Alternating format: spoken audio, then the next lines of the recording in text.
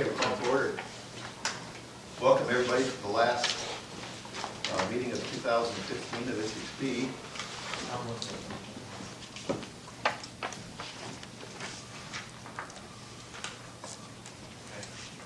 We'll go ahead and do a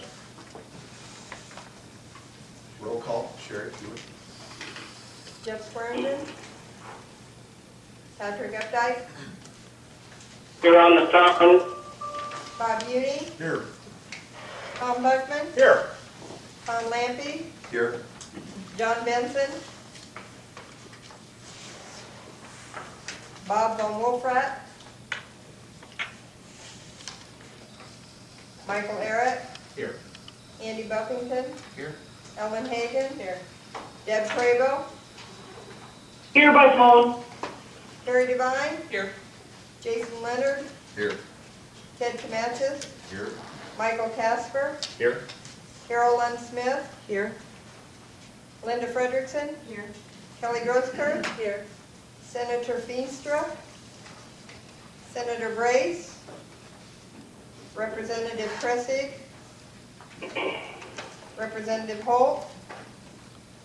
Craig Allen. Here.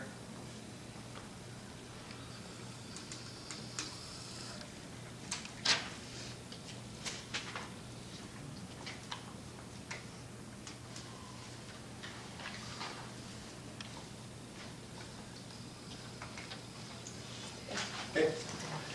Introduction of board members. Carol Lund Smith, Iowa Law Enforcement Academy. Kelly Grosskirk, member at large. Mike Casper, Lynn County Sheriff. Ellen Hagan, volunteer firefighters. Sherry Murphy, DPS. Terry Devine, Waterloo Police. Bob Uni, Iowa Department of Transportation. Craig Allen, Statewide Interoperability Coordinator. Tom Lampy, DPS. Jason Leonard, Waverly Police Department. Linda Frederickson, Emergency Medical Services. Ted Comanches, Marshall County Sheriff's Office. Andy Buffington, Winnebago Hancock Emergency Management and Communications.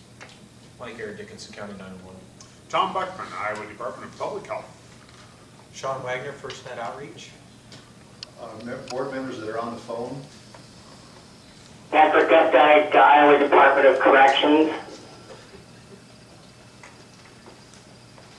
Anyone else? Deb Crable, Professional Fire Chiefs and the Professional Firefighters. Okay. I see Mr. Swearingen just walked in. Moines. Jeff Swearingen, Iowa Department of Natural Resources. Okay. Did I miss anybody on the phone? Okay. Welcome everybody. We have a full agenda today. We'll try to keep moving as fast as we can.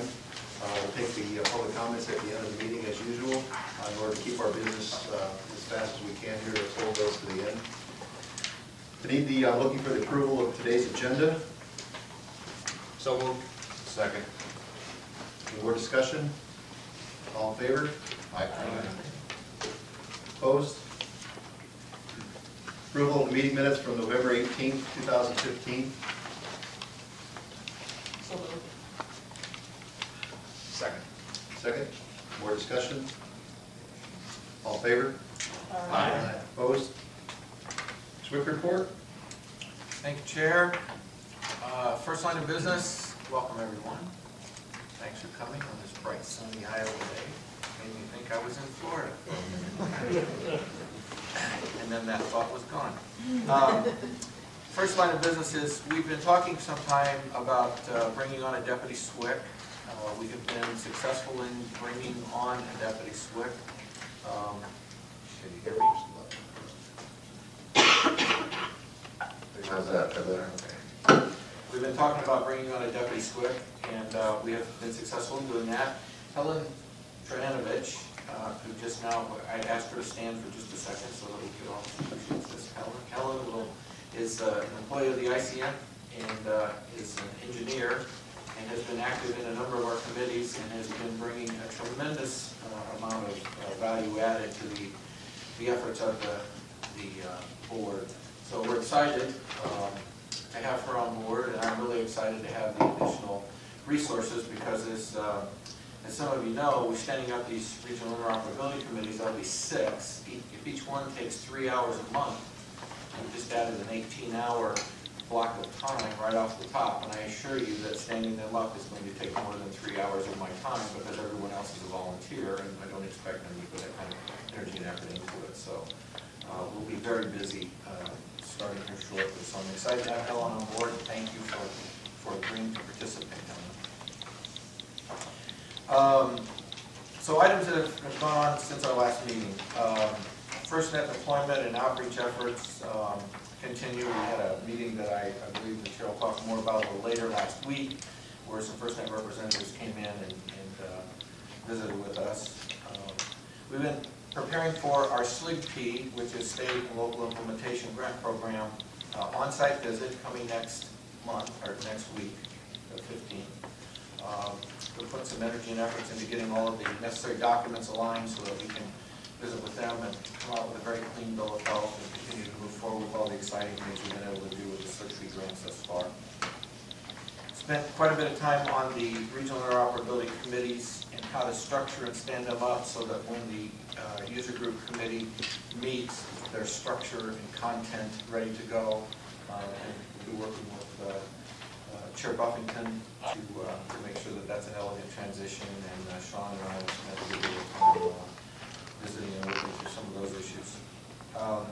Statewide LMR, continue to get a lot of phone calls and interest from folks wondering, hey, what does this mean for me? And if our radio system were to go out, how would we use this? And so spend a good deal of time answering those kinds of questions and actually helping people see the way forward.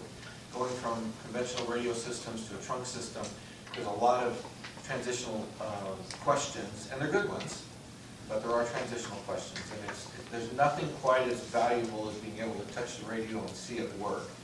And so as we get the thing stood up, I think that will make a lot of these concerns that people have melt away. Participated right after our last meeting. We had Chair Lampy, who was not with us because he was facilitating the LMR initial project review meeting, so spent 2 days or a day and a half participating in that and then answering a lot of questions that came out of that. Updated the SCIP to reflect the user group standing committee that we stood up last meeting, so that the SCIP will, when it's finally, we'll finally put it in ink, it will be reflective of where we actually are rather than out of date the minute after it's dry. Worked on policy statements 2015-04, 5, and 6. Participated in the monthly calls for each of the committees. Participated in weekly board management meetings. Created a staff study for the finance committee with regard to a document I think they're going to talk about today, which is bringing a consultant on to help us over the next 60 months figure out where best to be positioned so that we don't find ourselves behind the curve needing something before in a timeline when we can't meet it. Participated in the National Council of SWICs. I'm now the vice chair of the SWIC SafeCom Technology and Policy Committee. That's more of than anything, it's a symbolic position. It's largely DHS does all the legwork on that. They just ask us for ideas and socialization with other SWIC. Review TIA P25 materials. We have a meeting coming up in January, our first meeting now.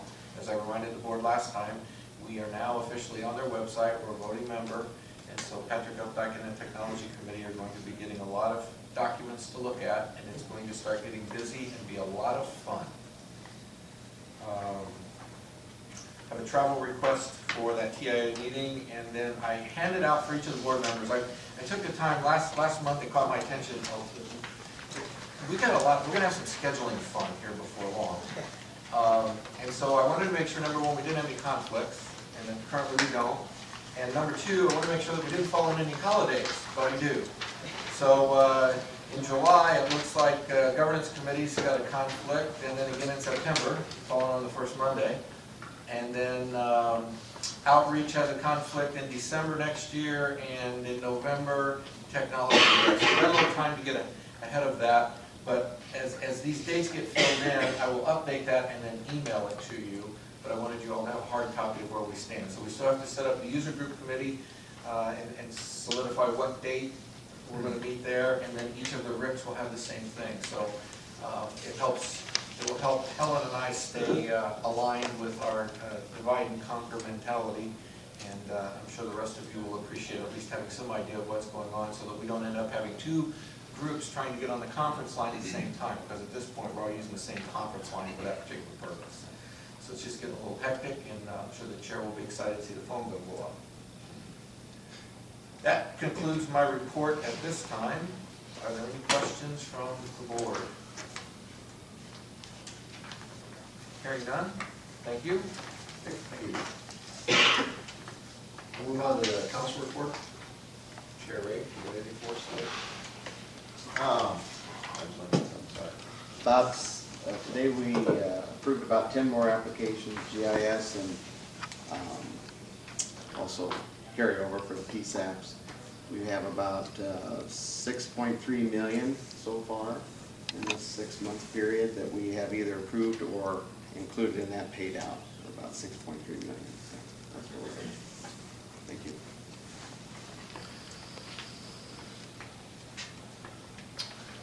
Lee? No, I need that. Otherwise, I don't think Bill's here yet. And I don't have a lot to say either. The cost study that we're commissioned to do on the adequacy of the $1 surcharge is well underway. We've been working with the contractor on writing that report. I've reviewed a couple of the very, very rough drafts. That is due to the legislature January 1st. We're on target to make that date.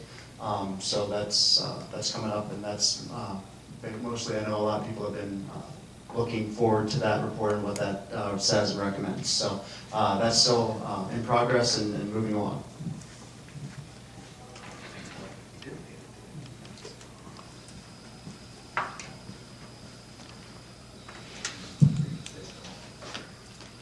User Group Committee, a brand new one.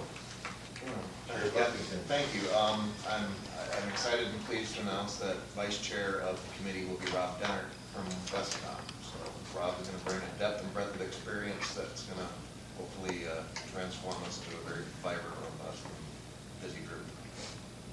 Good. I'm going to need a lot of help. I've got pages and pages of notes, as you can see, on what's going to happen as we move forward with the User Group Committee.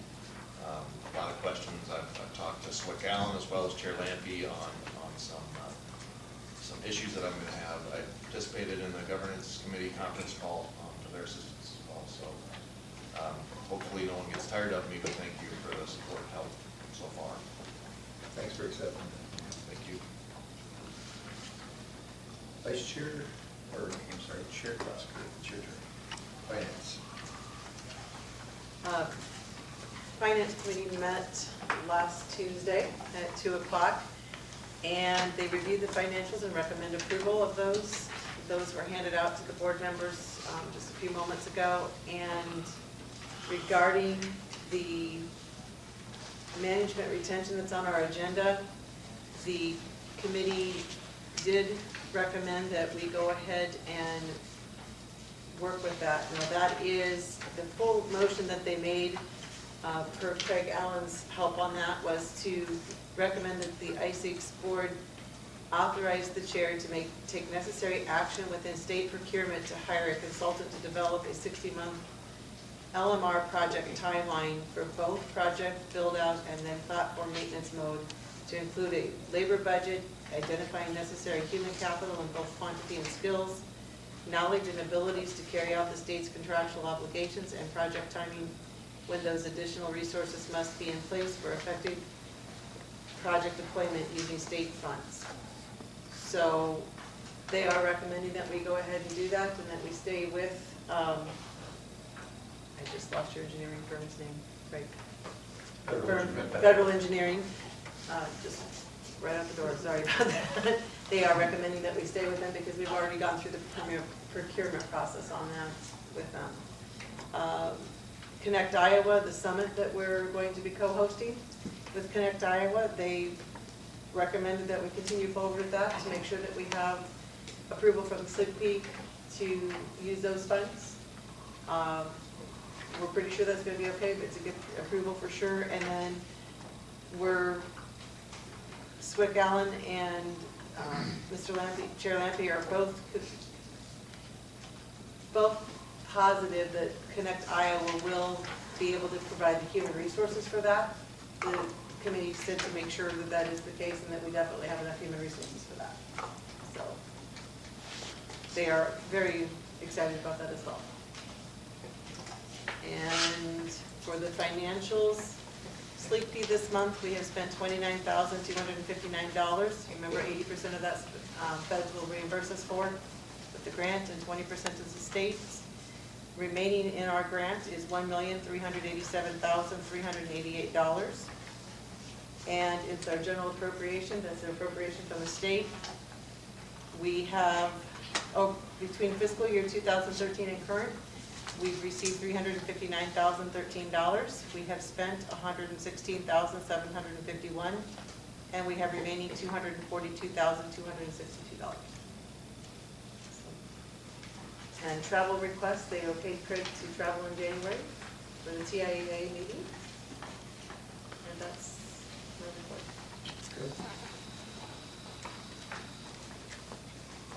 report. The December 15th meeting with Sleep Fee folks, Craig kind of touched on that they're coming to, it's not an audit, they're going to all states to review how you're doing your program, your outreach program using the Sleep Fee fund. So we have to produce some documents to show what we do is in line with the grant and what we've been saying we have been doing, which is not an issue. We've got a whole folder ready for them.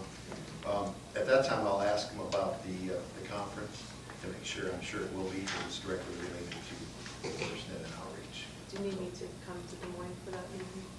We're going to have a kickoff meeting at like 9 o'clock.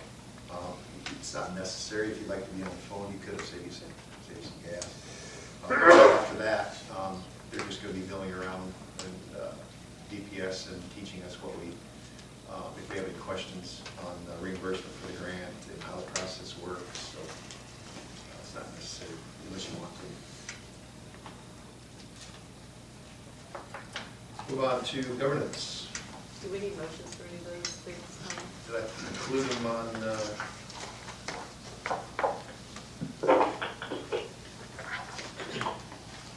Yeah, if you'd like to make a motion on your procurement for the federal engineering, that would be fine. I think they had a dollar amount there fixed, didn't you? Not to exceed 50,000. Okay. Yeah. So I move that we, for the procurement for federal engineering, not to exceed 50,000 for the project timeline. Is that? Okay.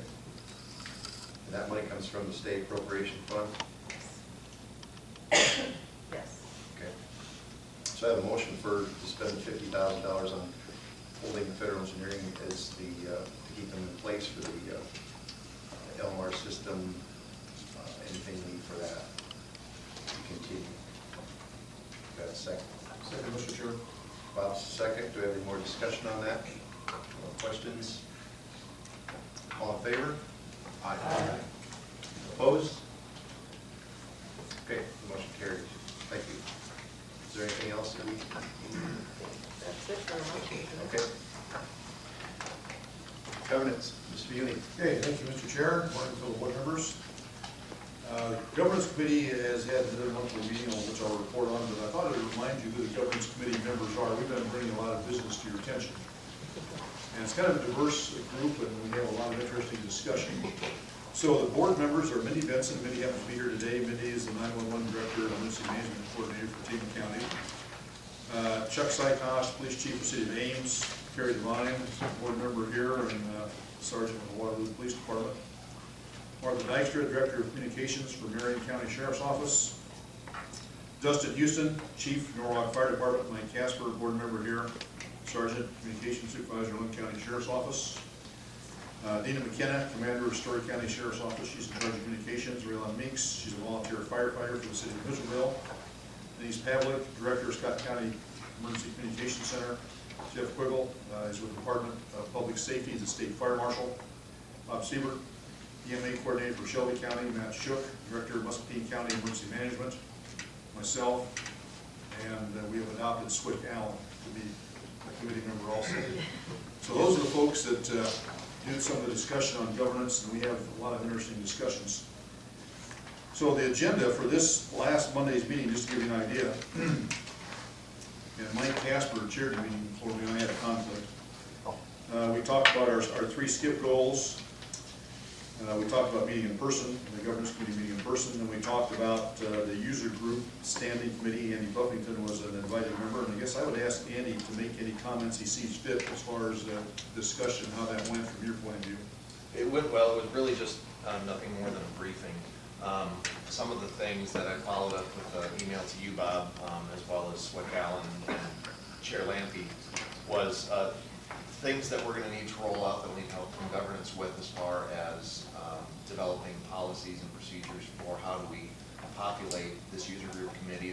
The 6 RIP chairs are automatically in. There's also 6 positions from different state and federal partners. But that leaves 12 open, and I don't believe it should be a first in, first on. So there needs to be some sort of policy, and I believe that Chair Lampy he and I have talked briefly about how that could go. As well as being included in the SCIP, which Swick Allen has started with, that may need help with some of those things. And then also the foundational document that was adopted actually December, I believe it was December 6th or 7th, 2010, so it's 5 years old, that talked directly to what the boards, the committees are supposed to be doing. Obviously all the current standing committees are mentioned. I'd like to see obviously something about the user group committee, somewhat of a roadmap, if you will, on how we're going to move forward, and some of the expectations that are codified or at least board policy. Okay. Thanks, Andy. It's our opinion, Andy, my opinion, I think that our committees are going to have an ongoing working relationship on many different areas, and we look forward to that. The governance committee also talked about the logo, our logo, and I'm going to talk about that a bit more in just a minute. We talked about policy statement 2015-06, which we're going to talk about in the role business. We talked about the board's 2015 report to the Iowa legislature, and we talked about the finance committee staff study done by Swick Allen, which Kelly just mentioned. And in all areas, the governance committee agreed with the topics and voted them out as appropriate. So on to the logo. So that my handout to you today is a front and back, and they're not related to what I just did for convenience. So at Chair Lampy's request, one of our DSC graphic artists took something that Tom had somewhat developed and put a little more design skill to it than I was able to bring. And so there's been a number of comments on this, and Tom, would you like to open this up to the board for discussion at this point, or what would you like to do? Not a whole lot. It just, we need something to identify the platform with. We have our own logo for ISICSB, which is the governance piece of the board. We govern the system. We all do that. But we need something to identify the system itself, and it spells out the Iowa Statewide Interoperable Communications System. I played around with this. I thought it kind of caught my attention. I just threw it out there to see if we could have people liked it. If Bob has people in place that can like it, that kind of thing. I had to spend $70 to get it. You can't just copy it off their site. You got to spend money to get the copy that sent Bob, and you got what you see here. You can either, I'm going to leave it totally up to, I have no preference, but I think we do need something to identify this system. Either you have it on the bottom that explains it, or you have it circle around the top. So I think everybody has their preference. I think I'll leave it up to the committee to make a recommendation on that. Okay, so the graphic artist that put these things together, there's infinite number of ways you can spin all these things, in colors, shape, design, whatever. And so these are just some things to throw on the wall for your consideration. Tom, is it your thoughts that we would maybe try to vote something, have a vote today to pick a logo, or what do you think? I can do that to get it, but it's no rush. If you would rather have your committee make a recommendation, then we can do it in January. That's totally up to you. Or I can open it up for discussion also if you would like to do that. What's this logo going to go on top? I mean, it would be on parts, pieces, radios. It could be on the letterhead that Andy uses for his user group committee. It could be be on a business card. It could be a logo for the board here and a system over here on a business card or on our letterhead. Because So basically for print materials. yes, yes. You could make a shirt out of it. If you go to represent us somewhere at a conference, you could have this on there. What I would caution you is if we do get that far, when you start getting lettering that's this small, that's around the top, you may have trouble embroidering that piece, so that's something to think about. So I think, I'll leave it up to your committee to make a choice and make a recommendation, or if the board feels comfortable already, if they've all seen it, we can do that also. Well, let me put a question to Mike. I believe it's the committee's thoughts that they maybe had some preferences, but it's the board's, up to the board to pick a design and go for it, is what I think. That's kind of how we came out of it. We had a couple people that would maybe want some color changes to sort of improve on different backgrounds, but I think it was important to put our colors in there somehow, Yeah. the logo, our logo. Well, perhaps it'd be useful to maybe informally select one of these design options, take it back to our graphics artist that created it, and let her work on a little bit more. I think the governance committee feels no rush.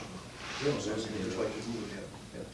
Sure. You know, Tom, when you start talking about putting some on a shirt, pretty much every agency here does some sort of embroidery on shirts.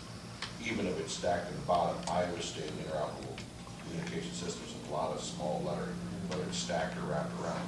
I think the key here is whatever you choose. The true emblem is those circles, those planets, I guess, and the letters, ISICS. And then everything else will go around. Well, that's what it looks like. That's like a university. When I look at number 3, I absolutely think it's a conglomeration of all things in one, just because of the way it's all wrapped around. And that's really what this whole network's supposed to be. So, but it's actually that universe type of a photo in ISICS that is the thing that I think is the key here. So, I wouldn't worry so much about the small lettering as far as everything about embroidery. I think that's going to be impossible, whether it's stacked or whether it's wrapped around. The logo we have, that I had a shirt made for a sample, we were able to get the identification on there. It wasn't bad. But around the top, I don't know how that would go. Can I ask you a question? Since this is an Iowa-centric system, I wonder if it would make sense to have the outline of the state of Iowa outside of that sphere. So much like you just described it. The reason I say that is that as you go to these conferences, ISICS may look like a vendor. If it's got the Iowa logo on it, it quickly looks more aligned to it. In other states, I believe Ohio and I know Illinois do the same thing with theirs. You come up with these brand names and then they add it. Just a thought that if just an outline of the state of Iowa was involved with it, you might find value in that for consideration. Clearly, needs just a little bit more touching up than different views, so. So we're thinking option 3 right now is something we need to maybe touch up a little bit more. Is that what I sort of sense from some of the notes I've seen? And I think that's what was mentioned on the phone with the governance committee, and then just maybe using black instead of the gray in some of those areas to show up better on things. Why the 2 colors in the ISICS? This is the graphic artist. They do graphic artists things, so I don't know if we're going to other than just the way it looks. There's an infinite number, so it's not a good answer, except I think that's what happened. Okay. They're creative. They do No, creative I just stuff. wanted, Iowa statewide, they wanted that to be different from the system. Yeah, just a look. Well, I like the multiple colors. I don't like just one color. So the lower right. Lower option. Well, I like number 1 because that what I can see it. That's clean to me. But I can live with 3. But of the all orange or the colors that are more in our, I like the colors. I think the colors indicate what this is, and this is a whole, it's kind of a system of systems of sort. Everybody can plug into it, everybody can communicate, those different colors give that variety. Linking people together, groups together, or whatever. I just think one's easier to see what it is, instead of having to read the circle and then come back down to it. I wonder if you'd have this tattooed on yourself and just say, look. Yeah. Of course, might be hard to change it. You'd have to get rid of that ISICSB tattoo. But I don't know if I want to see it. And shave. Report out. And shave. So we'll work on option 3, lower right, bring back some more versions of that, is kind of what I'm hearing. And one of them might be, like the state of Iowa symbol back, and who knows? There's just an infinite number of ways you can go with this. The busier it gets, the harder it is to understand. I asked her to try to put a tower in the background, and she said I got a little busy. Yeah. Well, I had sent out an email, I'm gonna be the bull in the china shop here, but that's pretty normal for me. I guess I still don't understand why we would have a different logo than the board logo.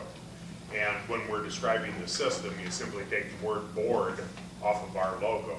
I think it's important that the system be identified with this governance group. And I think just by going to 2 different logos, you're alienating and making that huge distinction between the board and the system. And maybe that's the purpose, but it seems to me like we want to keep that cohesiveness, so, for what it's worth. I was wondering too, well, okay, the same words, why is it 2 different logos? Well, one says board, one says system itself, and Yeah, well, if they bought the board, you So I think the system was at the actual radios, towers, the actual infrastructure. Am I right on that? Right. And the board is the oversight group, so. But I think you want to show that they're together, the board and the system. could you put the ISICSB logo inside there somewhere? Is that too busy? We can try anything that people are interested in doing. I think we just need to maybe do a little more tweaking here and bring things back and see where the discussion goes, would be my recommendation. All right. Thank you. Okay, that's all I have for my governance report. We have marketing group within the government, don't we? That's old business. I wonder if it would hurt to bring that question that Tom has to them, would it cause confusion? And take it to the marketing specialists on, well, having a logo for the system and a logo for the board cause confusion and cause them to think it's 2 separate things when it's one. Another thing you could do, yeah, I agree, and the other thing you could do is learn from other states what they do. They have boards, and they have logos with their systems, and they have boards, so we'll ask if there's a separate, maybe include that in, do a little research, include that in your, and I'll give you some names. There are tons of them, so ask them what they did, they have the same kids. And I can get you a high-resolution photo of myself if you want to incorporate that in. Just a thought, Bob. That's a dark scenario.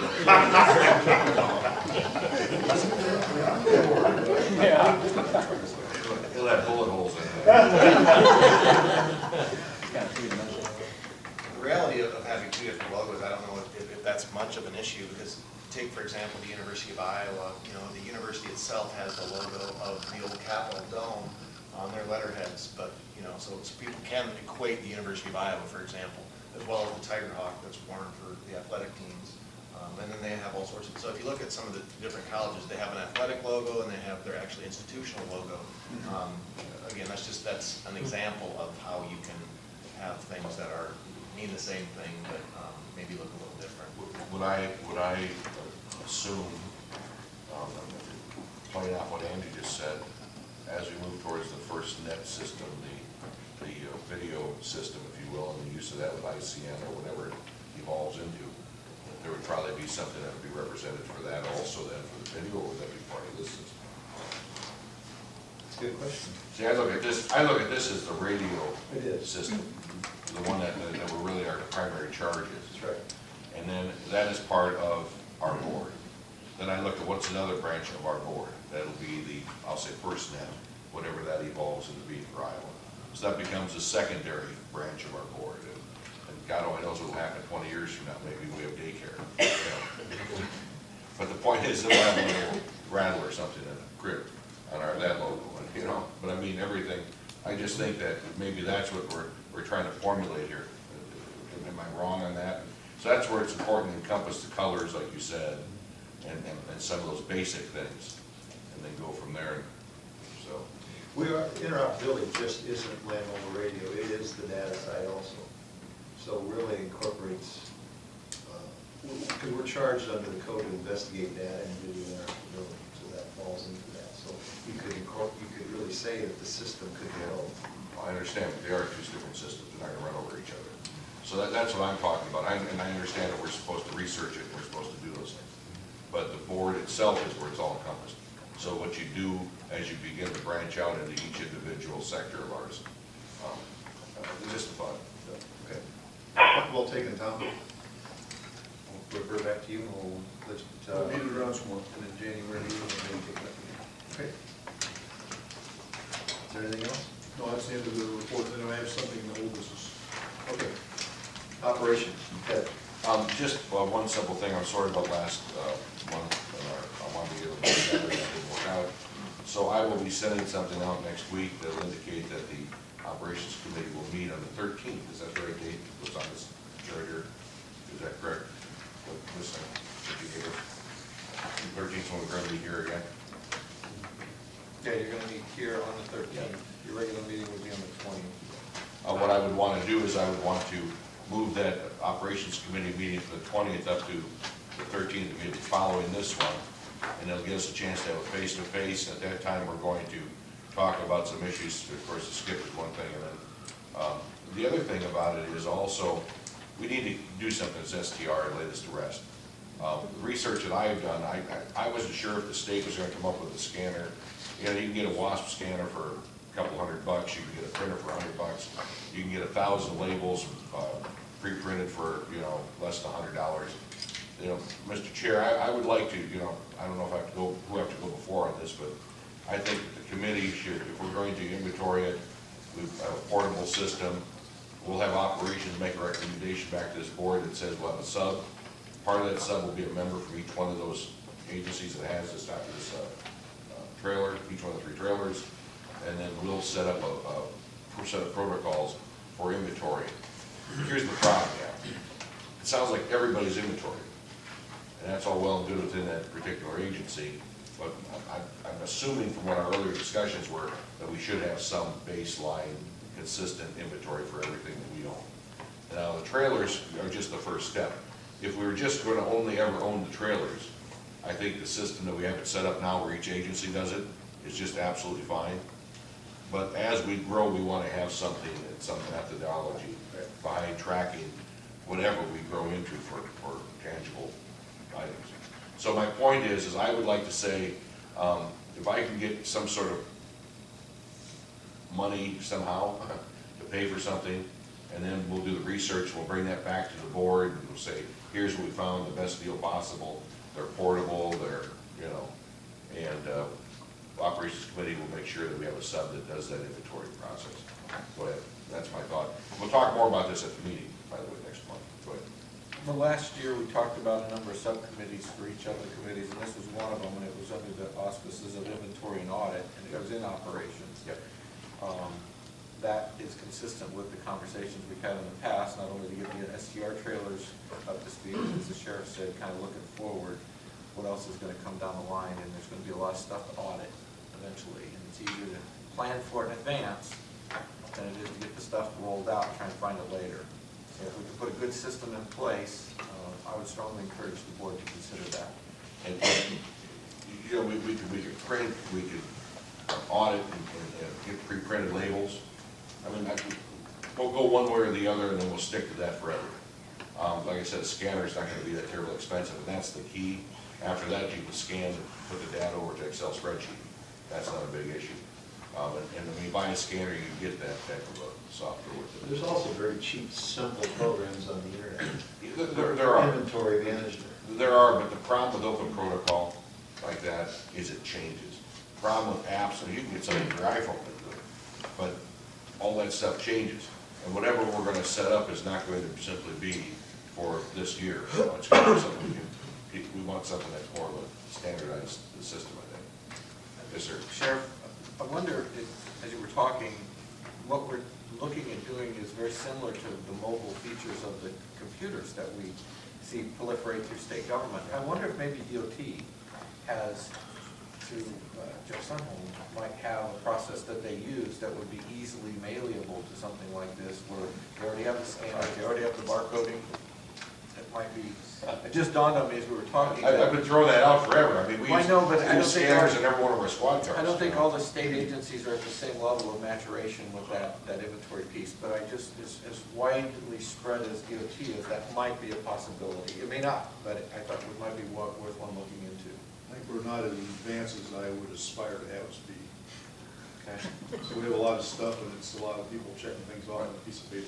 My IT people said the scanners we use, frankly, they'll read it, you know, so, I mean, so there's some things, beyond that point, right. Let's go offline with this, and I think we'll check with ICM. That sounds Maybe perfect. an opportunity in a state agency that has to hunt stuff down like that, that might be a better way to go, and that way we're not creating something new. And then what we'll do is we'll bring that information anyway to my operations meeting next month. Then we will have immediately following this, and I'll buy the members of the operations committee lunch, and I'll get that all taken care of. Right, Ted, Pete? I'll be at an MSAC meeting. That's good, I don't have to buy as much.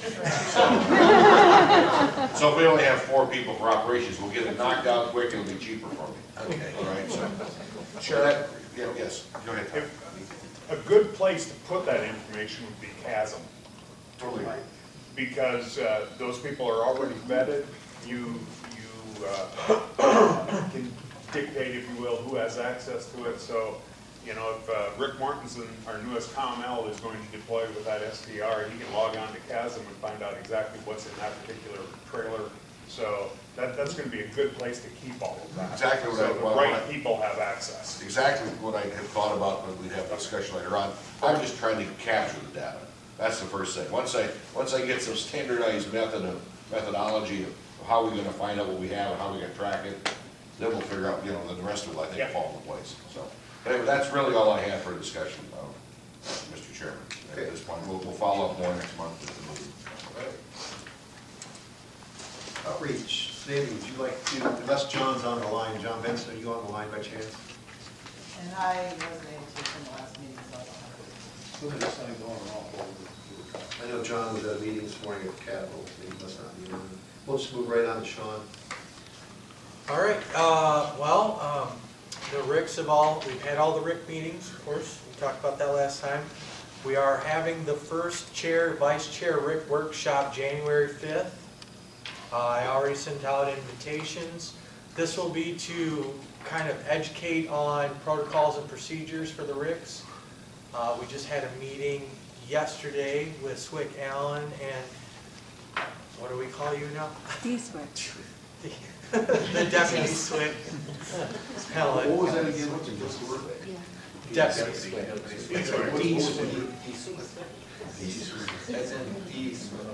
She's just with Transition.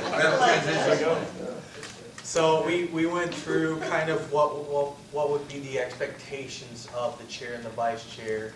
And we also submitted that to the draft number 3, I believe we're on, to Chair Lampy. We also kind of discussed the RIC projects. Right now we're kind of looking at, I may have discussed this last time, 2 points of contact for every public safety agency in the state using what's already entered into CASA. This initiative is already starting with the help from our friends from the ICN. We will be working on that, and our tentative goal right now is April 30th to try and to achieve that, as well as we're working with the people in licensing, certification, and training bureaus and agencies across the state. Several board members have reached out to you and your agencies. Beyond that, we will be working to make sure that all of the RICs have their first meeting scheduled. Our tentative goal is February 1st, so we're giving them 1 month to have a scheduled meeting. for all of their RICs for their first meeting. As you can see from Swick Allen's calendar, there's going to be a lot of shuffling with that many entities trying to use a conference call line across the state. Finally, we're going to be looking at different initiatives that we would like the RICs to consider, and projects ranging from the CHASM to the Y School initiative to determining which of the 5 options that we're laying out for them for their region to determine how they want to roll out. So that concludes my report. Okay. As well as the new technology. As you can see, we're testing out the new cameras today. They have arrived, and we're waiting for the rest of the components to arrive as well. Okay. Okay, I reported last month the technical assistance programs that we had applied for. We're waiting to hear back from those. Once we get the notification from the Office of Emergency Communications, we will be scheduling a lot of training in 2016. Some of the other training coming up in 2016 will be a communication unit leader meeting. Wally and I, or training, not a meeting. Wally and I will be meeting tomorrow with the folks at Homeland Security and Emergency Management to start that process for a state-sponsored COML course. It's going to be held the first week in March in Cedar Rapids, and the big kickoff for that will be tomorrow. So looking forward to that. To follow up then for that COML training will be the National Guard exercise, as they have done biannually. And we are looking at sometime in April, so that will give an opportunity for those newly minted COMLs to get the test book signed off. So working very closely with the Guard to find a weekend that's going to work for everyone. So we're looking at April. All of the communication unit folks, so anyone that has taken COML, COMT, or AUXCOM, I have, with Sherry's help, have finally compiled a list of all those people. I've entered all of that into CHASM so that appropriate people have visibility on who the COMU people are. We can also track the credentialing for those folks, and hopefully that will kind of trigger us to use CHASM a little more, as I just alluded to making this suggestion to the sheriff. As we do that, I think it's probably time that we roll out some more CHASM training. It's been a couple years since we've done that, and when we did that training in the past, it had always been towards capturing communications equipment and resources. But there's so much more you can do with CHASM, like inventory control and the communication unit folks, things like that. So we'll be looking at some CHASM training for 2016 as well. To wrap up that training, I would ask Rick Mortensen to join me up front. Rick is a communications center specialist with the Iowa State Patrol in Cedar Falls, and recently became credentialed as a communications unit leader. And gives me great pleasure to present this certificate of credentialing, and we'll get a proper backdrop here. The pictures that we currently have of Rick have his height behind him, so we thought we'd get a different picture. So on behalf of the board, I would like to present you with your certificate. And Rick brings a wealth of information to our committee as well. Oh. Just to make sure. Okay. Use the phone. Yeah, exactly. Not only brings the communications center aspect to our committee, but also a volunteer fire perspective. So very valuable to have him with us. Okay. That doesn't have All right, I got about 100 now. So Okay. Whoa, look at me. Oh, we got one. Because Rick's from Jewel. Oh, there you go. It's going to be in the Jewel paper. Congratulations, Rick.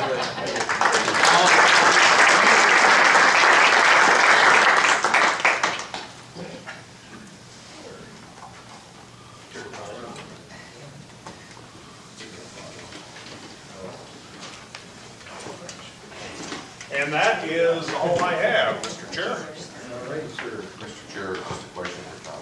Yes, sir. Go ahead. Tom? Yeah. Or wherever you are. CASM, Uh-huh. obviously it's a software package.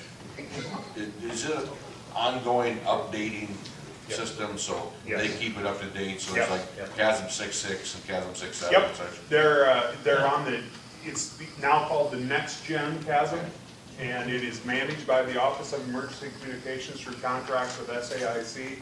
They have 2 people dedicated to CASM, that's all they do. I thought more stuff. Yeah, good point. Thank you. All right, Patrick, are you still on the phone? Yes, I am. Would you I'll, please give me your report? Okay, I'll keep it short here because there is very little to report here, but last month, with the anticipation of the 2 policies in the section under 19 of the agenda, what we did, our technology committee moved our meeting date from, well, we landed on Thanksgiving, so we moved it to the 19th of November, and that conference call yielded myself and 2 other members because that call fell on the same date as the DDR conference meeting in Des Moines. So with that, the 3 people on the call discussed the 2 draft policies that appear in item 19. And the overall discussion was to try to propagate the links to everybody out there at the local and various levels of law enforcement and fire to have people look at these draft policies on the ISICS webpage and try to get them to make public comment if need be. So that was pretty much all we worked on for this month, just because of the anticipation of the upcoming holidays and other items that will be coming up next year. So that's all I have for that, and then I'll wait till we get to the section 19. Okay. Is Rick on the phone by chance? Okay. He's given me his report. Okay, so we'll move on to the FirstNet Broadband Subcommittee, and she has the microphone, so Chantel. Okay, so the FirstNet Broadband Committee did not meet in December, but Rick has given me his report for today. Last week, several individuals from FirstNet, including the president of FirstNet, TJ Kennedy, FirstNet board members, and former governor of Vermont, James Douglas, visited the state of Iowa, and they met with Governor Branstad to update him as to the progress of FirstNet. Included in this meeting was Department of Public Safety Commissioner Ryan, Swick Allen, Sergeant Lampy, as well as ICN Executive Director Rick Lombard. TJ Kennedy reiterated to Governor Branstad the imminent launch of the FirstNet RFP towards the turn of the year. The firm desire to see the private sector telecom companies partner with major carriers in the nation for the RFP process, and he congratulated the state of Iowa in setting the pace for other states as leader of the pack. As part of the day, FirstNet visited the Department of Public Safety. They also visited the Joint Forces headquarters in Johnston, and they also visited the ICN Broadband Information Center. Lastly, Rick wanted to let everyone know that the ICN is partnering with the public sector telecommunications companies to be able to provide maximum visibility in the private sector telecom carriers that will be seeking to be considered by the RFP respondents for subcontracting. TJ Kennedy of FirstNet applauded this effort, and he said it's first in model, and said it was appropriate to assist all carriers getting the visibility in federal procurement process. So the FirstNet Broadband work group will begin working on the ITQ process within the next 15 business days. And I believe that concludes Rick's report. Okay, thank you. Is there any questions for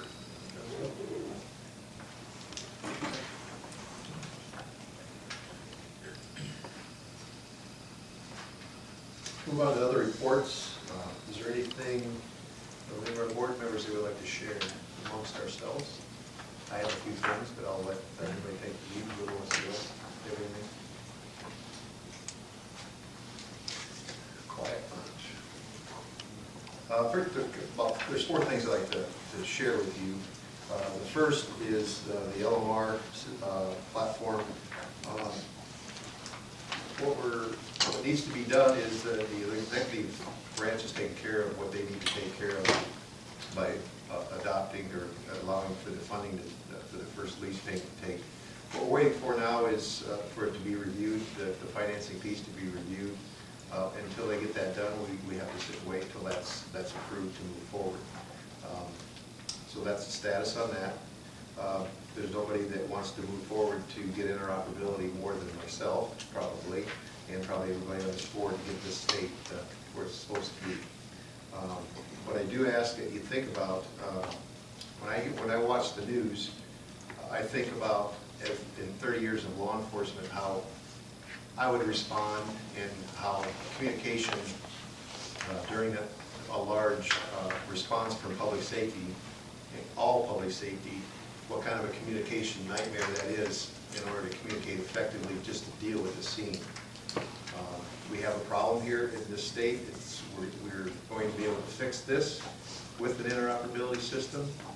So I ask that you think how important it is when you see the news, which is occurring, it seems like every week now, with the tragic events that occur in this country. Iowa is not immune from this, and we hope and pray that doesn't ever happen here, but we do need to deal with it because that's the world we live in. So we hopefully will get to keep moving forward here, and I'm very passionate about it, as you can see, but I'm giving it everything I got as your chair to make sure that we keep moving forward to get a system in place for everyone to use. The second thing I want to talk about is we had a little problem with our generator, and I'm trying to determine, we're going to take some pictures on whether in the STR trailer, whether this is a design flaw or if it's just simply isolated to Eastern Iowa's trailer. The fuel line, apparently the way it was run underneath was twisted like a straw. If you take a straw and twist it. So when it would get below a half a tank, it would quit, it wouldn't run. So we can't have that. So we repaired that. It was like $1,500 to repair it, but so we're going to check into the central and the Eastern or Western Iowa trailer to make sure that that line isn't kinked. So if it is, this is why we do maintenance on the generators. We'll have to fix that. So just give you an update on what's occurring there. So inventory, maintenance, all that is huge to keep these trailers, because we can't have it stopping at half a tank in sub-zero weather if we need to keep that thing running. So that's why it's huge to have a maintenance budget, which we've asked for in the next budget request, and to have some type of a inventory system so we catch stuff like this. So that's what's going on with that. Do you have any questions on that piece? Okay. The last thing I wanted to talk about was the FirstNet meeting, and John Taylor touched about what happened. It was a very good meeting. The actual president of FirstNet was here, TJ Kennedy. Their Governor of Affairs, Andrew Delaney, was here, and former Governor Douglas, who's a board member of FirstNet, flew in here for the day. It was a great meeting with the governor. It lasted about 30 minutes. The intent of the meeting was to answer any questions that the governor has on FirstNet. We didn't get way into the weeds, but he did get from TJ a very strong indication that Iowa is the leader of the pack, and we do have things in order here, and they're very impressed with what we're doing so far. So the governor's proud of that, and it was like a 30-minute meeting, but it was very, very productive. And FirstNet is going around to some of the states to just answer and clear up any questions that there is on the situation with opting in or opting out, or funding and how it works for user fees for the system. So, we're well ahead of it, and it's due to everybody's work here in our committees that makes that happen. Our RICS will be a big piece of that. That is going to probably shape the country on how we govern this system in each state. So that's a huge step for us to get these RICS involved. That's all I have. Anybody else have anything? speak about here? We'll keep moving. All right. Let's move on to Jim. You need the microphone, or you got the microphone? Go ahead. Good morning. Just a couple of quick things. Well, did I turn it off on you, Jason? Let's see here if I can get it for a second. At any rate, quick update from OEC. Comment regarding Iowa's planning process and where you are with LMR. It is indeed refreshing to see a governance structure that adopts and reacts and plans before you have an LMR system that you try to adapt to it. So I think you're in a very strong place now. The work that I see being done on policy statements, planning for encryption, things along that line, position you very strongly once you do begin building your network, that I think you'll have an excellent oversight and governance structure in place. Regarding ICTAP, and the thing that Tom mentioned, the reason we do not have acceptance out on that yet is the federal budget snafu. We hope to have something resolved soon. It sounds like we're going to go into another cycle of continuing resolution, so we'll probably start to pick off the smallest pieces of that as quickly as we can to get something scheduled with you.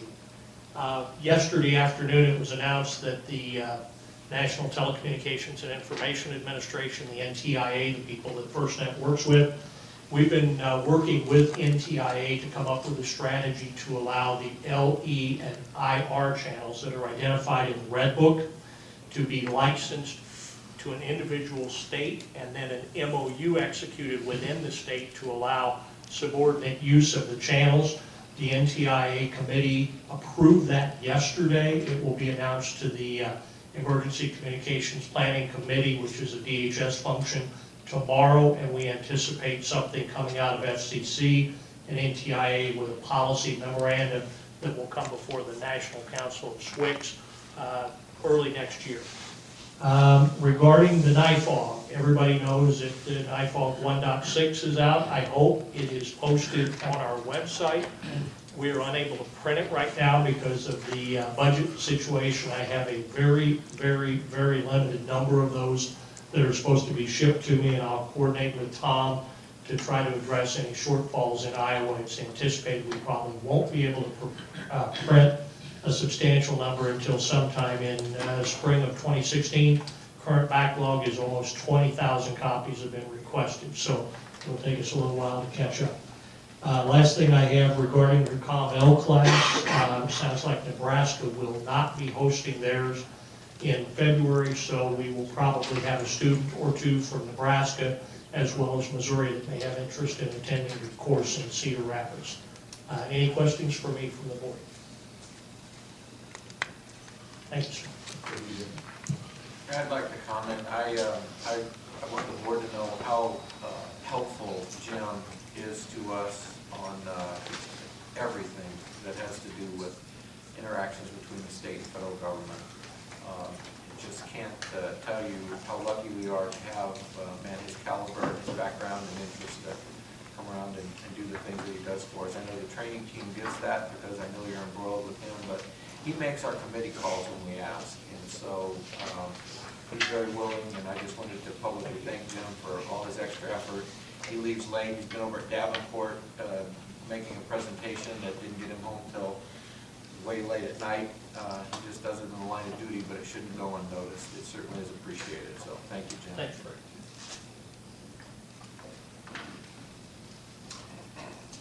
Okay, let's move on to old business.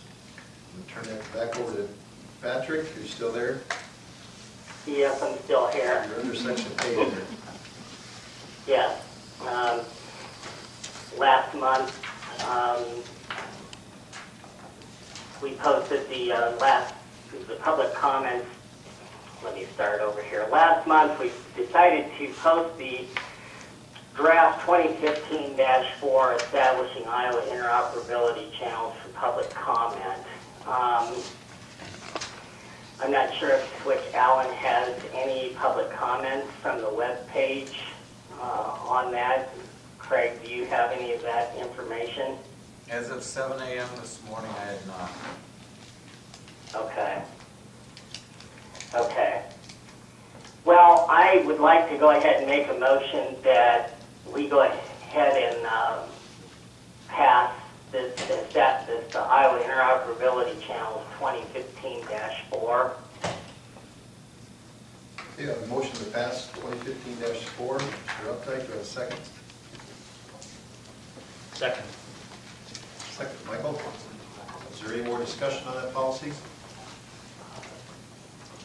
Okay, all in favor? Hold on just a second if you could. Okay. My concern is, some of those interop channels may be NTIA in addition to FCC, and that's why I'm checking with Jim. So we may just have to wordsmith that a little bit to put in FCC and NTIA. Okay, you deal with. We're okay? Okay. So it is okay? Looks okay. Okay. I just wanted Jim to put an eye on it, just to make sure. Okay. We're all in favor? Opposed? Okay, motion passes.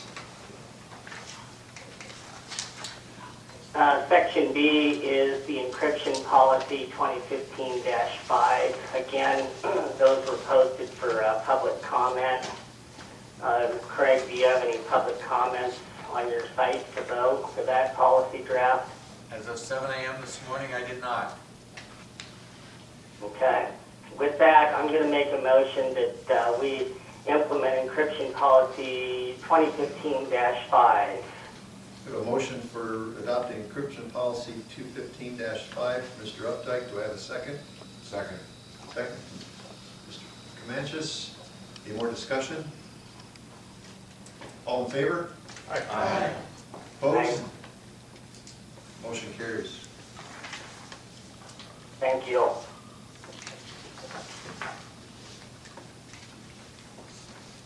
We are on number C. Is that, That's mine, Mr. Chair. is that yours, Bob? Okay. Do you want me to do D also, or is that? Sure. Okay, I'll do both of those. So on the handout, with the logos on the back, so I'm going to talk about the policy statement on the front. Last time I brought this to your attention, it had a different number on it. It was 2015-04.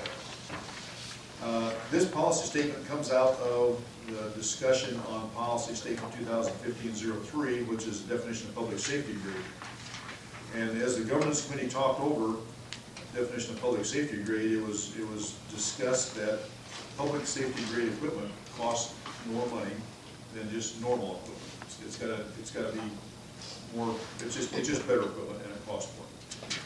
And so the governance committee has developed and talked over a policy statement that somewhat deals with that. And I'll just read the last two, where the first, the policy statement definition in bold, and the last whereas in the final. So this is policy statement 2015-06 draft 02. Public statement supporting funding of local procurement of public safety grade land mobile radio LMR equipment used on statewide interoperable networks and platforms. And all the whereases are important, but the last one is maybe most informative.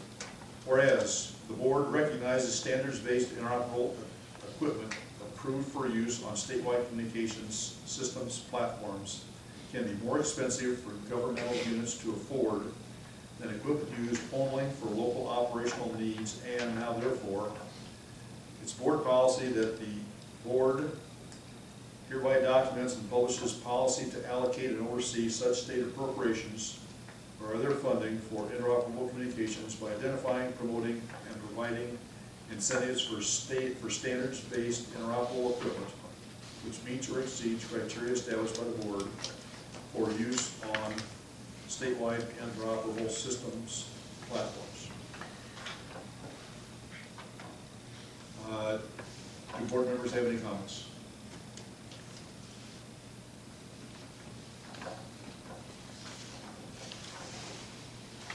With that, I would move that we post for the normal comment period 2015-06 draft 02.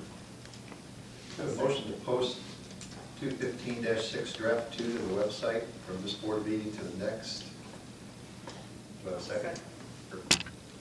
I'll second. Your second? Kelly, do you have any more discussion?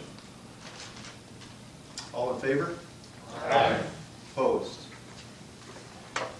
Motion carries. Okay, thank you, board members, Mr. Chair. Old business item D. The board has a responsibility to report what we're doing to the Iowa legislature on an annual basis. And we've all had a chance to take a look at the document that's been developed. Several of us have commented on it and some changes on it. So the document in front of you right now looks like this. And it's got several pages of report, and then it's got policy statements. And the ones we approved today are on there too, I believe. Yes, they are. Yes. That reflect the business we've done in the form of policy statements.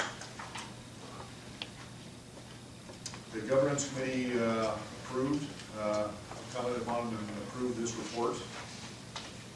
Does anybody have any comments or suggestions on errors, omissions, or improvements on the report to the legislature?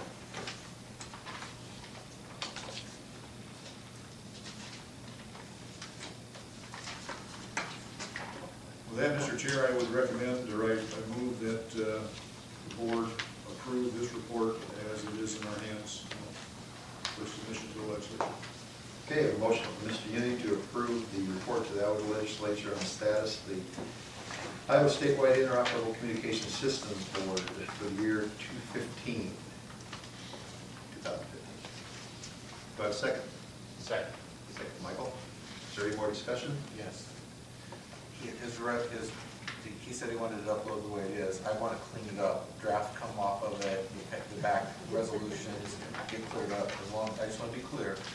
So other than that, just clean up, I think we're good to go. Formatting changes only. Thank you. Yes, sir. Gotcha. Could we correct my name spelling then too? Is that a form? Yeah. I'm going to say it has been spell checked and vetted that as far as contact. Okay. Is there any further discussion? Hearing none, all in favor? Aye. Opposed? Motion carries. That's all I have, Mr. Chair. Thank you, sir. Move on to, does anybody have any new business? Hearing none, public comment. If you'd like to comment, here's your microphone. We'll open it up to the public. People on the phone, if you have comments, please address, say your name and go ahead and comment.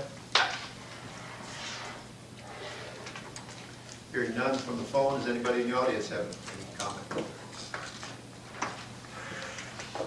Okay, need a motion to adjourn. So moved. Second.